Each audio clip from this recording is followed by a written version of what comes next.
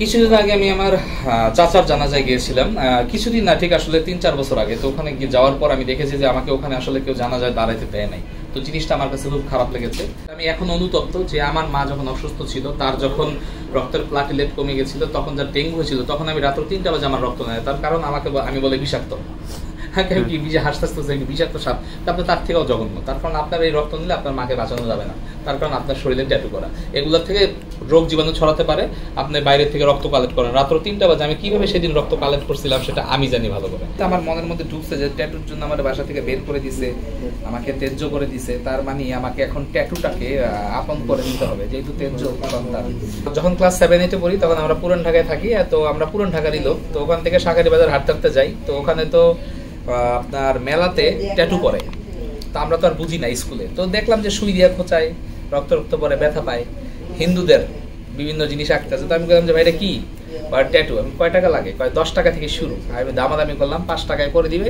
এখানে ওই ক্লাস 7 লিখে দিবে, যে এখন এটা কালো করে ফেলেছে পুরো। এখানে 7 লিখবে। তো আমি লিখলাম। লেখার পর বাসায় যখন আমি আসছি, তো আপনার এটা আসলে ইনফেকশন হয়ে যায়। এবং বাসায় তো সবাই 5 ওয়াক্ত নামাজি ভদ্রলোক, যেই কারণে আমাকে বাসা থেকে বের করে দেয়। কয়েকদিন এতিমখানায় ছিলাম আজমপুরে। তারপরে আবার ফুপুর বাসায় মানে জায়গা হইলো। মেট্রিক পর্যন্ত পড়লাম। এরপরে 1 বছর আমার গ্যাপ আছে। তারপরে হঠাৎ করে যেহেতু আমার মনের মধ্যে ঢুকছে যে ট্যাটুর জন্য আমার বাসা থেকে বের করে দিছে, আমাকে ত্যায্য করে দিছে, তার মানে আমাকে এখন ট্যাটুটাকে আপন করে নিতে হবে, যেহেতু ত্যায্য সন্তান। তো অনেক কিছু চিন্তা ভাবনা করে ট্যাটুটাকে আপন করে ইন্ডিয়া চলে গেলাম। ওখানে পড়াশোনা করলাম, পাশাপাশি সব হিন্দু বন্ধুদের সাথে সম্পর্ক করলাম। এজ এ মুসলমান হিসেবে আমি কোনো আমার দায়িত্ব পালনই করলাম না। এবং আমার নিজের স্বাদ এবং শখ মিটানোর জন্য ধর্ম, কর্ম, বর্ণ নির্বিশেষে সবার বিরুদ্ধে গিয়ে আমি এই ট্যাটুটাকে বেছে নিলাম। এবং আমি tattoo metric, inter, honours, masters, আমি আমার ট্যাটুর ব্যবসা করতে আছি। টাকাও 2 হাতে কামাচ্ছি, কিন্তু ওই টাকার কিন্তু কোনো নিয়ামত বা বরকত নাই। তার কারণ আমি তো ধর্মের বিরুদ্ধে গিয়ে, বর্ণের বিরুদ্ধে গিয়ে, সমাজের বিরুদ্ধে গিয়ে, ফ্যামিলির বিরুদ্ধে গিয়ে কাজ করতেছি। মানুষের শুধু অভিশাপই কামাচ্ছি। তো বাংলাদেশে আসলাম, বাংলাদেশে এসে প্রতিষ্ঠান খুললাম, কাজ করা শুরু করলাম, অনেক মানুষকে কাজ করে দিছি।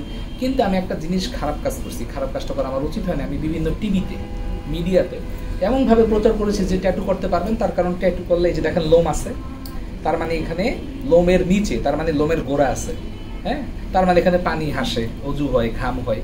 এই একটা সাইন্টিফিক্যালি ব্যাখ্যা কয়েকজন ডাক্তার নিয়ে শুরু করে আমার একটা টিম করে এটার একটা ভাইরাল মার্কেটিং শুরু করলাম। এবং দুনিয়ার মানুষ ট্যাটু করা শুরু করলো। এটা 2010-এর কথা, মানে আজ থেকে 14 বছর আগে। তো আমি চিন্তা করলাম যেভাবে 2020 পর্যন্ত কিন্তু আমি এই ধর্ম, বর্ণ সব বাদ দিয়ে আকাশি উঠতে আসি।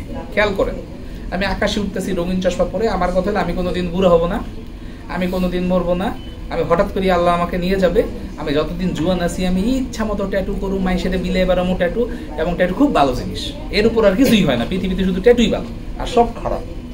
তো 2020-এ আমার চাচা মারা গেল। তো ওনাদের ফ্যামিলিটা আমার ইনকামে চলতো। এটা আলহামদুলিল্লাহ আল্লাহর কাছে একটা বিশেষ রহমত। এটা আমি করতে পারছি উসিলা হিসেবে। ওনার জানাজায় আমাকে দাঁড়াইতে দেয় না 2020-এ, স্পষ্ট আমার মনে আছে। আমাকে বের করে দিয়েছিল অবমান থেকে করে।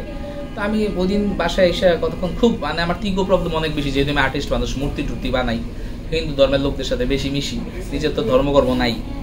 তো আমি চিন্তা করলাম যে ঠিক আছে, আমার যেমন বললো যে তো আমি যদি কখনো মারা যাই, তো তখন আমার কি হবে, আমার জানাজা কে দিবে, যেহেতু আমার ফ্যামিলিতে কেউই নাই। আমার জানাজা কিভাবে হবে, আমার কবরে কিভাবে নামাবে, এভরি ডিটেইল। হ্যাঁ, তো এটা আমি ভাবলাম। তো হঠাৎ করে আমার মনে হলো যে আমি কিভাবে এটার থেকে বাঁচতে পারি। কারণ আমি যদি মারা যাই, আমাকে কিভাবে কবর দিবে বা জানা যায় আমি লোক পাবো কিনা, আমি অনেক চিন্তা করলাম। এরপরে আমি ওলামা ইকরাম বা কিছু ইসলামিক লোকজনকে আমি ডাকলাম, যারা মুফতি সাইদুর রহমান পাবেলরে ডাকলাম।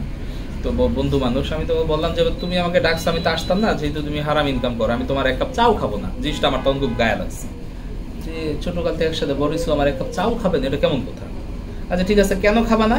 কারণ তুমি হারাম ইনকাম।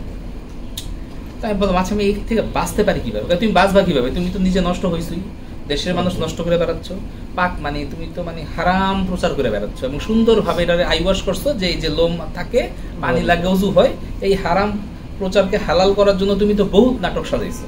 আমি বললাম আচ্ছা ঠিক আছে বাদ দাও, আমি এখন ভালো হতে চাই। আমি কিভাবে ভালো হবো?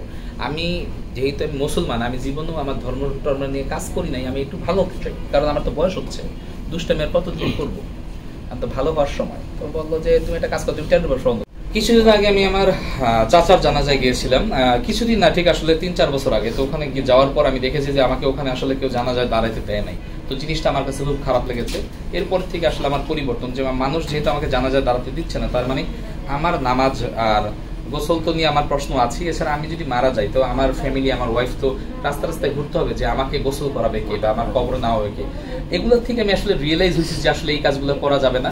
আমি সকলের কাছে ক্ষমা প্রার্থী। আমি ট্যাটু করবো না, প্রয়োজনে আমি রিক্সা চালাই খাবো। তারপরও আমি আর এই ধরনের পাপ, আমি এর ওজন এটা নিতে পারছি না এখন আসলে। আমি এখন অনুতপ্ত যে আমার মা যখন অসুস্থ ছিল, তার যখন রক্তের প্লাটিলেট কমে গেছিল, তখন যার ডেঙ্গু হয়েছিল, তখন আমি রাত্র 3টা বাজে আমার রক্ত নেয়। তার কারণ আমাকে আমি বলে বিষাক্ত, হাসতে হাসতে বিষাক্ত সাপ। তারপরে তার থেকেও জঘন্য। তার কারণ আপনার এই রক্ত নিলে আপনার মাকে বাঁচানো যাবে না। তার কারণ আপনার শরীরে ট্যাটু করা, এগুলোর থেকে রোগ জীবাণু ছড়াতে পারে। আপনি বাইরে থেকে রক্ত কালেক্ট করেন রাত্র 3টা বাজে। আমি কিভাবে সেদিন রক্ত কালেক্ট করছিলাম সেটা আমি জানি ভালো করে, আর কেউ দুনিয়ার জানে না। তো সকলের কাছে ক্ষমা প্রার্থী। আমি ভুল হলে কেউ পার্সোনালি দিবেন না, মাফ করে দিবেন। আমি আমার গল্প বলেছি আপনাদের সাথে, আমি কাউকে কোনো হার্ট করে কথা বলিনি। যারা যেটা করতে আছে করতে থাকুক, কিন্তু আমি বলবো ট্যাটু করা হারাম, আপনারা এই কাজ কেউ করবেন।